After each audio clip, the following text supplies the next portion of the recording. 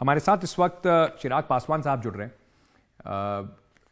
बड़े नेता हैं बिहार के, और बिहार के अंदर जो इस वक्त की स्थिति है उस पर इन्होंने भी अपने बयान काफी स्पष्ट किए हैं। चिराग जी, बहुत बहुत शुक्रिया आपका हमारे साथ जुड़ने के लिए। बड़े सारे नंबर्स और डेटा सामने रखे जा रहे हैं जिसमें बिहार की सरकार जो है वो बार बार एनसीआरबी का आंकड़ा उठाती है चिराग साहब, और बार बार कहती है कि 2016 से लेकर 2021 के बीच में हमारे यहां सिर्फ 23 लोगों की मौत हुई है, जबकि बाकी राज्यों में अगर आप देखें तो मौतें बहुत ज्यादा हैं। लेकिन एक मीडिया रिपोर्ट के मुताबिक 2021 में जहरीली शराब जो है उससे 60 लोगों की शराब पीकर बिहार के अंदर मौत हुई। तो क्या कहीं आंकड़ों की कदमताल हो नहीं पा रही है बिहार सरकार के बीच और एनसीआरबी के बीच में? भाई, दो बात। पहली बात तो my crime is lesser than yours doesn't mean कि आपका क्राइम नहीं है, वो गुनाह नहीं है। तो एक तो ये लोग जो दूसरे राज्यों से जो ये लोग आंकड़ेबाजी करते हैं ना, जो लोग दिखाते हैं कि वहां पे ज्यादा गुनाह हुए, यहाँ पे कम हुए, ये बात कहीं से जायज ही नहीं है। हर राज्य की अपनी अलग अलग परिस्थितियां हैं, और किसी दूसरे राज्य से उसको कंपेयर करके अपने गुनाह को कम दिखाकर ये बोलना कि भाई यहाँ पे गुनाह हुआ ही नहीं, वो सरासर गलत है।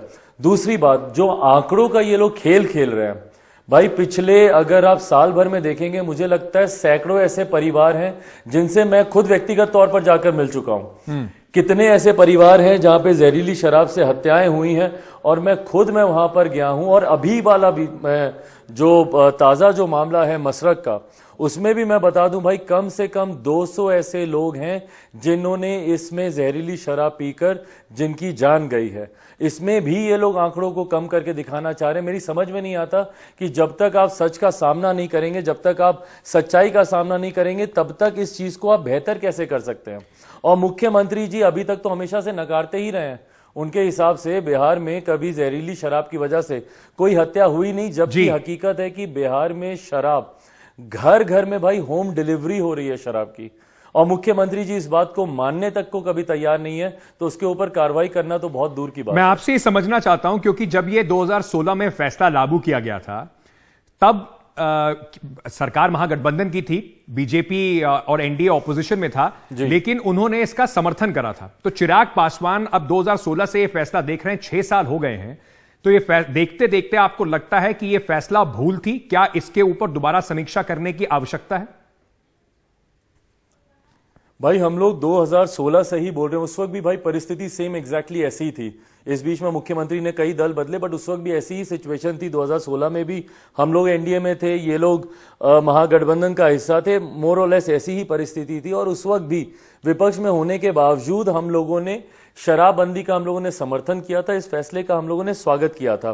पर हां, उस वक्त भी हम लोगों ने अपनी कुछ चिंताएं जाहिर की थी, क्योंकि बिना तैयारी के डिसीजन एकदम से मुख्यमंत्री नीतीश कुमार जी लेकर आए। 2015 तक बिहार के गांव-गांव में शराब की दुकानें खुलवाने का ये काम कर रहे थे। बिहार में ठेके इन्होंने बंटवाए, बिहार की हर एक पंचायत में शराब की दुकानें खुलवाने का काम इन्होंने किया। 2016 में यकायक इनको एक ज्ञान प्राप्ति होती है, और उसके बाद ये शराबबंदी का कानून लेकर आते हैं, वो भी बिना तैयारी के। आज की भी तारीख में पूछेगा मुख्यमंत्री जी से, कितने रिहाब सेंटर्स हैं बिहार में? भाई, लोग एल्कोहलिक होते हैं, एडिक्ट्स होते हैं, उनको रिहैब में भेजने की जरूरत है। आप यकायक आप नहीं सोच सकते कि उनकी लत छूट जाएगी, और वो अलग अलग जुगाड़ करेंगे अपनी लत को पूरा करने के लिए। ऐसे में कितने रिहैब सेंटर्स मुख्यमंत्री जी ने तैयार किए, ताकि ऐसे लोग जो कि एडिक्ट हों, जो मुख्यमंत्री खुद अपने कैटरैक्ट के ऑपरेशन के लिए दिल्ली आते हों, आप बिहार की स्वास्थ्य व्यवस्था समझ ही सकते हैं कि वहां पे ऐसे सेंटर्स कितने होंगे। और उसके बाद अभी भी इनकी नीतियों में देखिए कितना विरोधाभास है। 2016 में ये मुआवजा देते हैं, जब गोपालगंज में जब घटना घटती है वहां पे मुआवजा देते हैं, और आज जब इतनी बड़ी घटना घटी, छोटे छोटे मासूम बच्चे, भाई 20 दिन की बच्ची थी मेरी गोद में जिसने अपने पिता को खोया, और ये मुख्यमंत्री विधानसभा में खड़े होकर बोलते हैं कि हमारी कोई हमदर्दी नहीं है इन लोगों से।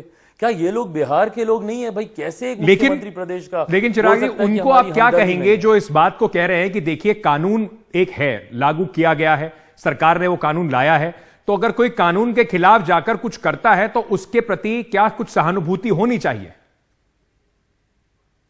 Absolutely right. आप मत रखिए सहानुभूति, पर आप उस व्यक्ति से मत रखिए ना जिसने इस गुनाह को किया है। एंड सेकेंडली भाई, he is trying to divert the narrative. Ankit भाई, इस बात को आप समझिए, ये नैरेटिव इस बात पे डाल रहे हैं कि जो पी रहा है वो गुनहगार है। जो पी रहा है उसका गुनाह एक तरफ, पर जो पिला रहा है क्या वो ज्यादा बड़ा गुनहगार नहीं है? आप बोलते हैं कि जो पिएगा वो मरेगा, पर जो पिलाएगा वो मौज करेगा। ये कैसी नीति है?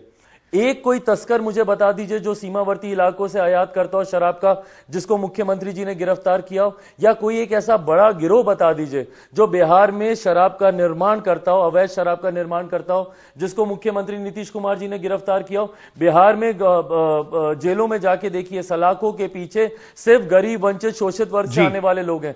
पासी समाज के लोगों को इन्होंने शराबबंदी की धारा में ताड़ी, जो कि एक प्राकृतिक पदार्थ है, उसको इन्होंने शराब की श्रेणी में लाकर ताड़ी बेचने के लिए लोगों को शराबबंदी की धाराओं में जेल के अंदर कर रखा है। बट कोई बड़ा गिरोह, कोई बड़ा नेक्सस इन्होंने आज तक नहीं पकड़ा। उनको तो उल्टा संरक्षण बिहार के प्रशासन का मिल रहा है, मुख्यमंत्री नीतीश कुमार जी का। अंत में मैं आपसे पूछूंगा चिराग पासवान जी, लगातार आरजेडी और जेडीयू के नेता ये कह रहे हैं कि जब तक बीजेपी या आपकी पार्टी भी जब एनडीए का हिस्सा थी, सरकार में थे, तब तक तो आप लोगों को ये सब चीजें नहीं याद आ रही थी, तब तक आपको आंकड़ों की छुपाने की बात नहीं याद आ रही थी। अब क्योंकि आप ऑपोजिशन में बैठ गए हैं तो अब आपको ये सारी बातें मुखर रूप से दिखाई पड़ रही हैं, कमियां दिखाई पड़ रही हैं।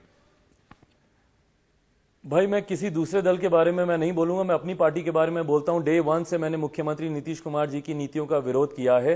2014 में हम लोग एनडीए के साथ भी तभी गए जब मुख्यमंत्री नीतीश कुमार जी मौजूदा प्रधानमंत्री के नाम पर एनडीए से वो बाहर हो गए थे। तो मैं मुख्यमंत्री जी की नीतियों का मैं समर्थन मैं कभी नहीं करता। बट जो लोग मुझसे ये सवाल पूछ रहे हैं, राजद का प्रतिनिधिमंडल आज से ज्यादा दिन नहीं हुए भाई, 3 महीने पहले, अगस्त से पहले तक ये लोग भी हमारे साथ ही घूमते थे। और जहां जहां पर जहरीली शराब से हत्याएं हुई थी, हर एक जगह जाकर यही लोग बातों को उठाते थे, और तो और राजभवन तक जाते थे, राज्यपाल से मिलते थे मुख्यमंत्री जी की नीतियों के खिलाफ। नो एंट्री का बोर्ड राजद के नेता लगाते थे मुख्यमंत्री नीतीश जी के बारे में, और आज ये लोग उन्हीं के स्वर में स्वर मिला रहे हैं। तो कहीं ना कहीं इनकी विश्वसनीयता पे सवाल खड़े होते हैं कि आप विपक्ष में होते हैं तो अलग बोली बोलते हैं, आप सत्ता में होते हैं तो अलग बोली बोलते हैं।